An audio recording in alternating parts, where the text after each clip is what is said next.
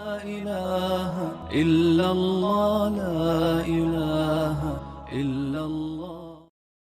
اللهم بارك على محمد وعلى آل محمد كما باركت على إبراهيم وعلى آل إبراهيم إنك حميد مجيد. أعوذ بالله من الشيطان الرجيم. بسم الله الرحمن الرحيم.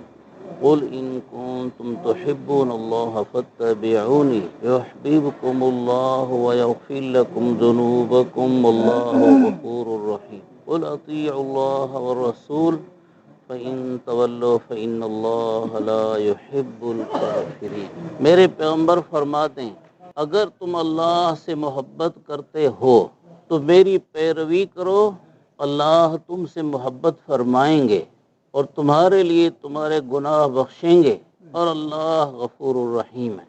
میرے پیغمبر فرما دو اللہ کا اور پیغمبر صلی اللہ علیہ وسلم کا حکم خوشی سے مانو، پھر اگر لوگ منہ پھیریں تو بے شک اللہ انکار کرنے والوں سے محبت نہیں فرماتے۔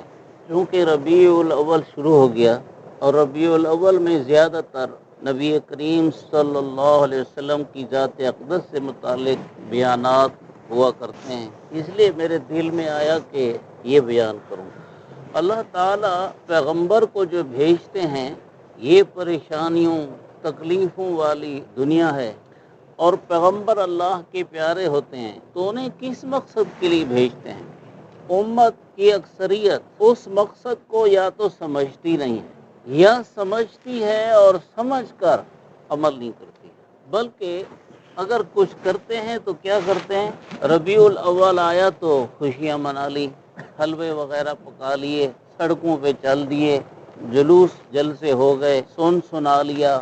اصل مقصود یہ نہیں ہے۔ اصل میں مسلمان اپنے اسلام سے کچھ لینے کے بجائے غیروں کی نقالی پر آ گیا، اس لیے جیسا کام غیر کریں تو مسلمان سمجھنے لگتا ہے کہ یہ بہتر ہے، ہم بھی ایسا کریں۔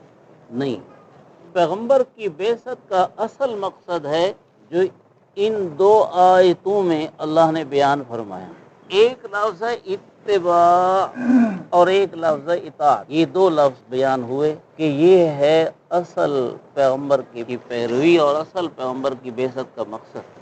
انسان اللہ کا بنایا ہوا ہے، اور جو کاریگر جو چیز بنائے اس چیز کو ویسے استعمال کرنا پڑتا ہے۔ کوئی عقل مند کاریگر کی ہدایات کے خلاف مشینری کو نہیں استعمال کرتا، بلکہ سمجھتا ہے کہ اگر کاریگر کی ہدایت کے خلاف مشینری کو استعمال کیا تو نقصان ہو جائے گا، جانی مالی ہر طرح نقصان ہو سکتا ہے۔ اللہ کاریگر نے ہماری مشینری بنائی، اس کاریگر نے اس مشینری کے استعمال کے لیے یہ قرآن شریف نازل کیا کہ ان ہدایات پر چل کے تم اس مشینری کو استعمال کرو سر سے لے کر پاؤں تک۔ اب قرآن مجید میں الحمد کی بسم اللہ سے والناس کی سین تک یہ سارے احکام ہیں۔ اب ان میں موٹے موٹے حکم جیسے ہم سمجھتے ہیں نماز کا ہے، روزے کا ہے، زکوٰۃ کا ہے، حج کا ہے، اسی طرح دوسرے، بلکہ یوں کہہ دیں کہ خلاصہ وہ ہے جو تبلیغ جماعت والے بزرگ کہتے ہیں کہ ہماری 24 گھنٹے کی زندگی اللہ کے حکموں اور نبی کریم صلی اللہ علیہ وسلم کے طریقوں پر آ جائے۔ بس سارے قرآن پاک میں اللہ کے حکم بیان ہوئے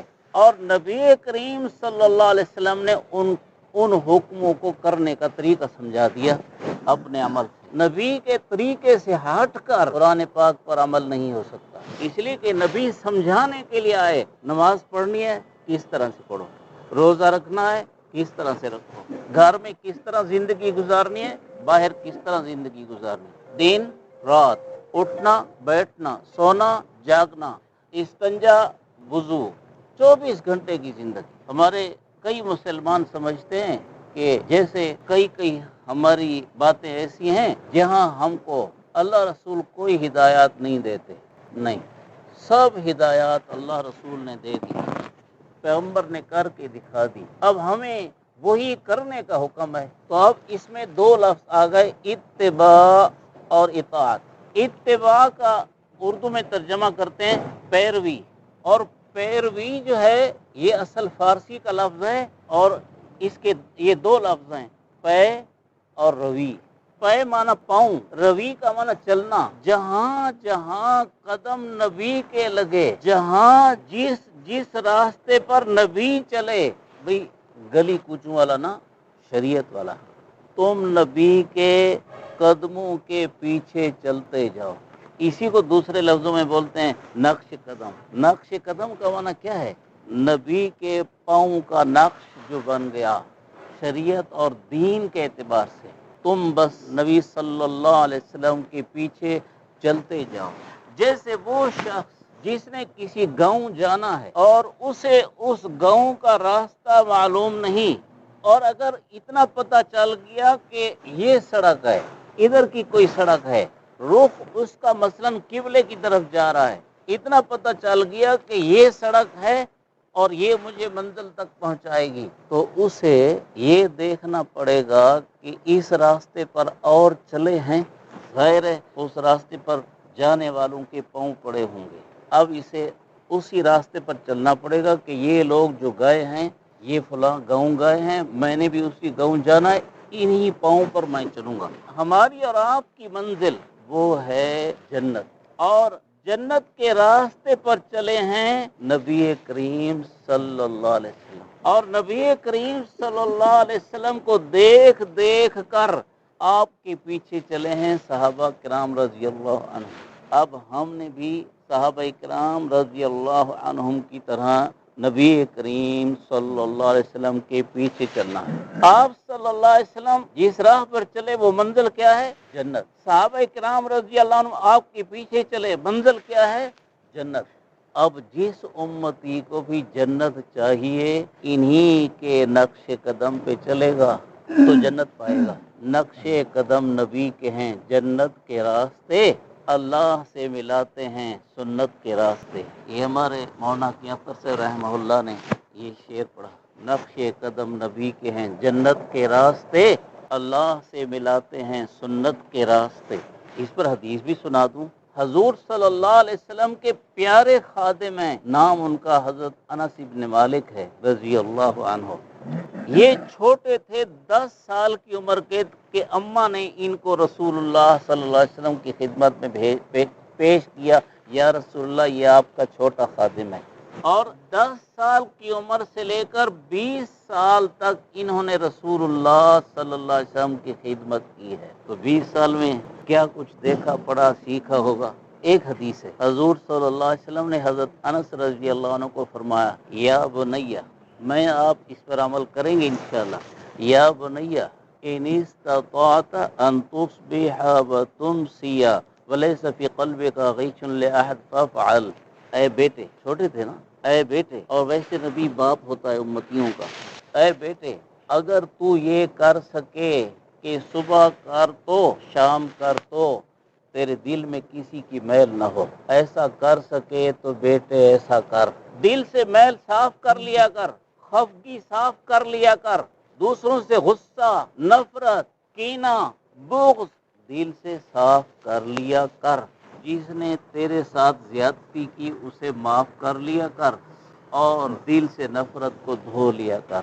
بیٹے اگر یہ کر سکے تو کر. پھر فرمایا وَذَلِكَ مِن سُنَّتِي، بیٹے یہ میری سنت ہے. وَمَنْ أَحَبَّ سُنَّتِي فَقَدْ أَحَبَّنِي، بیٹے جو میری سنت سے محبت کرے گا وہی وہ ہے جو مجھ سے محبت کرنے والا ہے. اور آگے وَمَنْ أَحَبَّ سُنَّتِي وَمَنْ أَحَبَّنِي كَانَ مَعِيَ فِي الْجَنَّةِ، میرے سے، میری سنت سے محبت کرنے والا جنت میں میرے ساتھ ہوگا. کیسی پیاری فضیلت بیان فرمائی. ایک اور سناؤں، یہ اس بات پر کہ نقش قدم نبی کے ہیں جنت کے راستے. آپ صلی اللہ علیہ وسلم نے فرمایا یہودی 71 فرقے بنے، عیسائی 72 فرقے بنے، میری امت 73 فرقے بنے گی، ایک زائد. یہودیوں میں جو 71 بنے، 70 جہنمی، ایک جنتی. عیسائیوں میں جو 72 بنے، 71 جہنمی، ایک جنتی. میری امت میں جو 73 بنیں گے، 72 جہنمی، ایک جنتی. اب ہر ایک آدمی یہ چاہے گا کہ جہنمیوں کا راستہ تو میں نہ لوں، اور کس کا راستہ لوں جنتیوں کا؟ تو صحابہ رضی اللہ عنہم پر اللہ بے بہا رحمتیں نازل فرمائے۔ انہوں نے عرض کیا، پوچھ لیا ہمارے خاطر، یا رسول اللہ وہ ایک بتا دیں جو جنتی ہوگا۔ آپ صلی اللہ علیہ وسلم نے فرمایا، ما انا علیہ و اصحابی، ما انا علیہ اليوم و اصحابی۔ حدیث میں مختلف لفظ ہیں۔ وہ 73واں کسی بھی گروہ، طبقے، جماعت، قوم، زبان سے تعلق رکھتا ہو، علاقے سے تعلق رکھتا ہو، وہ جو اس طریقے پر ہوگا جس پر میں ہوں، اور اس پر ہوگا جس پر میرے صحابہ ہیں۔ اب حضور صلی اللہ علیہ وسلم اور صحابہ کرام کا طریقہ کدھر لے جاتا ہے؟ کامیابی کی طرف، جنت کی طرف۔ ایک اور حدیث ہے، آپ نے ارشاد فرمایا، کل امتی یدخلون الجنت الا من ابا، میرے سارے امتی بہشت میں جائیں گے سوائے انکار کرنے والے کے۔ وہ جو 72 ہے نا، وہ انکار کرنے والے ہیں، سوائے انکار کرنے والے کے۔ صحابہ رضی اللہ عنہ نے عرض کیا، انکار کرنے والے سے کون مراد ہے؟ آپ نے ارشاد فرمایا، من اطاعنی دخل الجنہ ومن عصانی فقد ابا، جو دل کی خوشی سے میرا حکم مانتا آئے گا جنت میں جائے گا، جو میرا حکم نہیں مانے گا وہ دوزخ میں جائے گا، یہی انکار کرنے والا ہے۔ ایک اور حدیث ہے، ارشاد فرمایا، میری مثال اور جو اللہ نے مجھے دے کر بھیجا ہے اس کی مثال ایسے ہے جیسے ایک شخص نے نیا گھر بنایا، اور نیا گھر بنانے کے بعد اس گھر کو بسانے سے پہلے اس نے وہاں دعوت تیار کی۔ جیسے ہمارے ہاں ہے کہ نئے گھر میں منتقل ہونے سے پہلے اس نئے گھر میں دعوت کرتے ہیں۔ اس حدیث پاک سے پتہ چلا کہ یہ دعوت کرنا اچھی بات ہے، کوئی بری بات نہیں۔ ایک آدمی نے نیا گھر بنایا اور نئے گھر میں آباد ہونے سے پہلے اس نے دعوت کی، اور دعوت کے لیے آدمی کو بھیج دیا، جاؤ فلاں کو فلاں کو فلاں کو فلاں کو فلاں کو فلاں کو دعوت دیا کہ وہ آج صبح کا کھانا مثلا ہمارے ہاں کھائے۔ تو دعوت دینے والے نے دعوت دے دی، جس نے اس دعوت دینے والے کی دعوت کو قبول کیا گھر میں آئے گا، کھانا کھائے گا، اور جس نے قبول نہیں کیا نہ گھر آئے گا نہ کھانا کھائے گا، وہ محروم رہے گا۔ فرمایا، اللہ تعالیٰ نے بھی ایک گھر بنایا ہے، اس گھر کا نام جنت ہے، وہاں اللہ نے دعوت تیار کی ہے اور مجھے دعوت دینے کے لیے بھیجا ہے، مجھے دعوت دینے کے لیے بھیجا ہے۔ اب جو میری دعوت قبول کر لے گا وہ اس گھر پہنچے گا، دعوت کھا لے گا، جو میری دعوت قبول نہیں کرے گا نہ اس گھر پہنچے گا نہ دعوت کھائے گا۔ تو حضور صلی اللہ علیہ وسلم کی ہر بات کو لینے سے آدمی جنت پہنچے گا۔ اس لیے یہ تو میں نے تھوڑی سی تقریر کر دی اتباع پر اللہ نے کیا انعام بیان فرمایا۔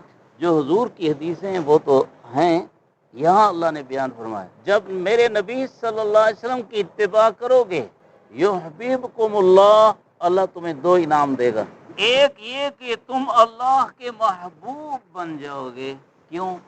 اس لیے کہ جس کی ادا کر رہے ہیں وہ محبوب ہے، اس کی ادا محبوب ہے، اس محبوب کی ادا کو ادا کرنے والا بھی اللہ کا محبوب بن جاتا ہے۔ یحببکم اللہ۔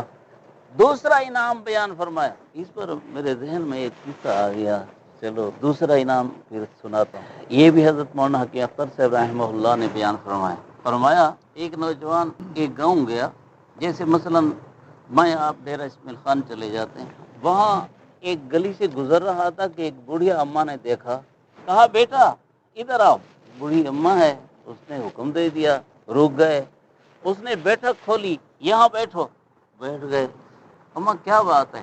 ٹھہرو میں تمہیں کھانا کھلاتی ہوں۔ پانی لائی، کھانا کھلایا، بڑی محبت کا اظہار کیا، کھانا کھا لیا۔